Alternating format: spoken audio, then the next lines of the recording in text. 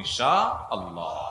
আল্লাহ সুবহানাহু ওয়া তাআলা আমাদের সবাইকে সৌভাগ্যবান মানুষের কাতারে শামিল। কোরআনে কারীমের শেষ 3টি সূরা, এই সূরাগুলো আয়তনে অনেক ছোট ছোট। সূরা ইখলাস, যেটাকে আমরা কুল হুয়াল্লাহ সূরা বলি, সূরা ফালাক এবং সূরা নাস, এই 3টি সূরা হলো গোটা কোরআনে যত বিশেষ ফজিলতপূর্ণ, বিশেষ মর্যাদাপূর্ণ সূরা আছে তন্মধ্যে থেকে অন্যতম। এই 3টি সূরার মর্যাদা অনেক বেশি। আমি শুধুমাত্র এই 3টি সূরা সম্পর্কে সংক্ষেপে ফজিলত এবং মর্যাদা এবং কখন কখন আমাদের পাঠ করার নির্দেশ আল্লাহ তাআলা দিয়েছেন, কেন দিয়েছেন সে বিষয়ে কথা বলার পর এই সূরাগুলোর প্রত্যেকটির সংক্ষিপ্ত ব্যাখ্যা অনুবাদে আমরা চলে যাব ইনশাআল্লাহ তাআলা। সম্মানিত উপস্থিতি, সূরা ইখলাস, সূরা ফালাক, সূরা নাস, সূরা কুল হুয়াল্লাহ, সূরা কুল আউযু বিরাব্বিল ফালাক, সূরা কুল আউযু বিরাব্বিন নাস, এগুলা যার যার মুখস্থ আছে একটু হাত তোলেন সবাই। মাশাআল্লাহ, তার মানে আমাদের সবার মুখস্থ আছে। হাত নামায়েন না, হাত উঠায় রাখেন।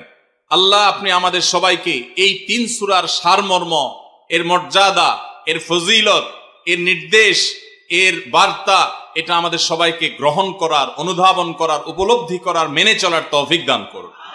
এবার হাত নামান।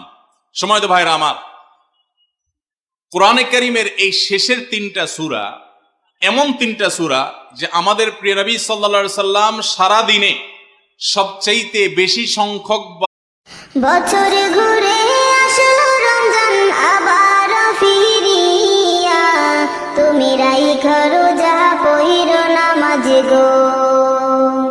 বছরে ঘুরে আসলো রমজান আবার ফিরিয়া, তুমি রাইখা রোজা পইরো নামাজ গো।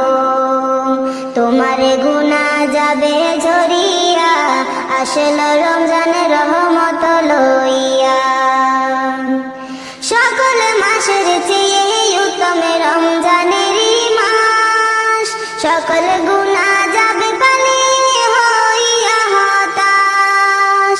সকল মাসের চেয়ে উত্তম রমজানেরই মাস, সকল গুনাহ যাবে পালিয়ে হইয়া হতাশ।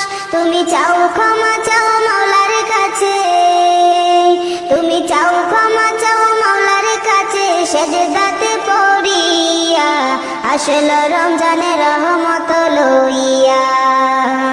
তোমার গুনাহ যাবে ঝরিয়া, আসলো রমজানের রহমত লইয়া। বছরে